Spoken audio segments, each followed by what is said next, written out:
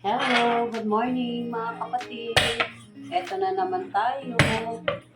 Magluluto ako sa inyo ng fried chicken na crispy. Kasi yun ang mga paborito ng mga bata ngayon, yung ang pagkain nila crispy. Eto. Gawin natin. Ang ricado niya, garlic. Durugin lang natin. Durugin maigi para masama siya sa chicken. Ayan.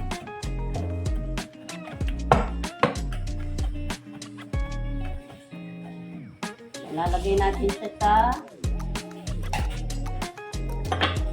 chicken. Kailangan yung chicken kalagay dito sa steamer para tumuyo siya. Pagkatuyo niya, lilipat na natin. Ayan.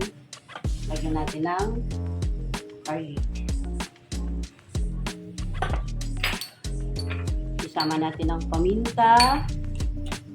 Isama natin ng konting asin. At saka konting bitsin. Pagkatapos, isama natin ang pork sabor. Ito yung pangpalasa. Yan.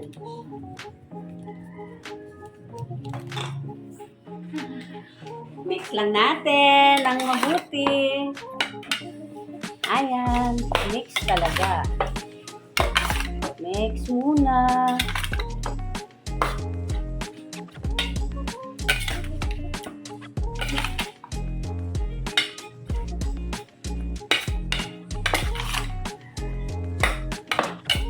Nandun na yung lasa niya.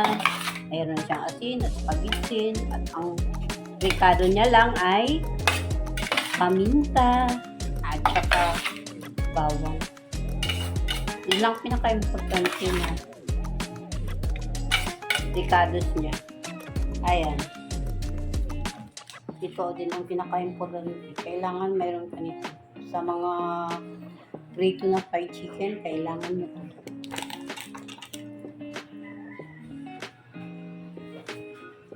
Ready to cook na tayo. Okay, maglalagay na tayo ng mantika sa kawali. Para sa ating crispy fried chicken.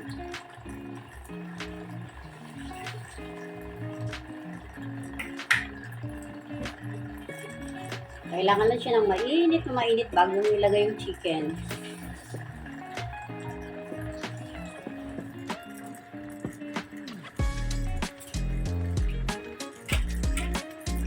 Dito na tayo mga kapatid.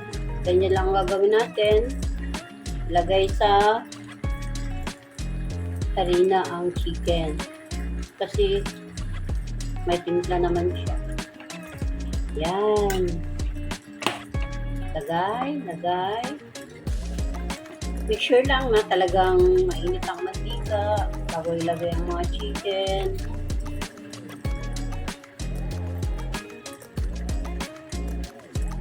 Ayan. Try na natin. Okay, mainit na siya. Ayan. Simple lang pagkaluto. Ayan.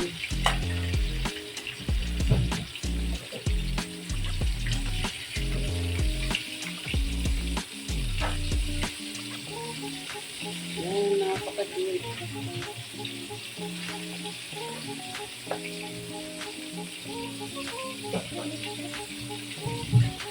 Simple lang.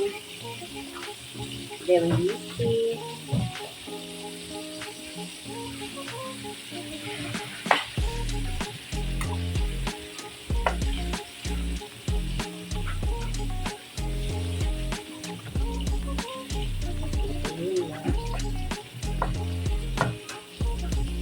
Okay, nalagay na natin lahat. Yung chicken natin. Ayan. Tapos ko ng pump. Ayan. Hintayin lang siya na huwag galawin. Hintayin na maging brown na yung mga tagiliran ng chicken bago paligsahin.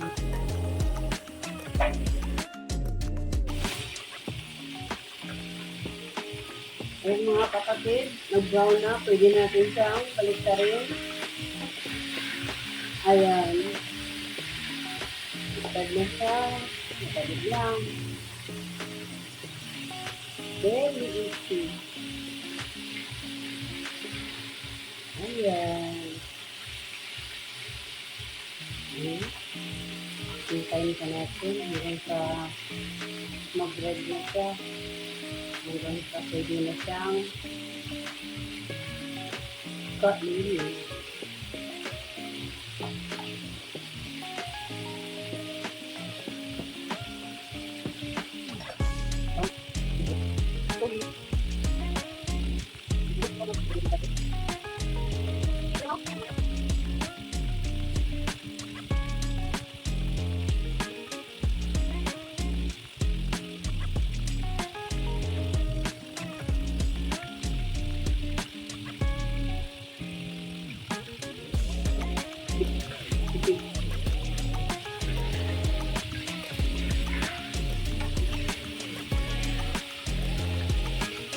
Pwede na siyang upay-upayin. Hindi na siya masisira kasi brown-brown na siya.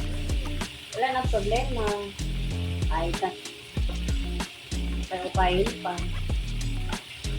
Yung sa umpisa lang talaga, paglagay mo, wag mo lang galawin. Para yung harina dumikit dun sa chicken, hindi siya mag-walay.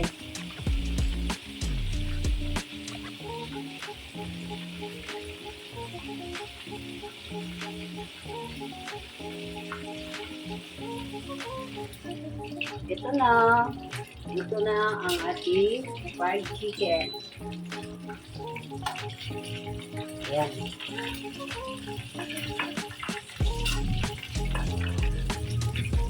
Itatali na natin siya sa lalagyan.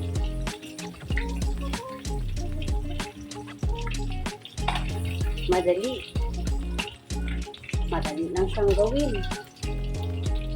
Lalo na sa bahay.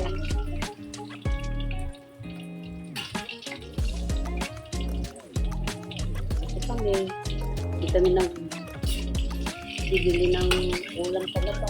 Talagang ako ang nagluluto. Ayan. Finished product ng ating fried chicken.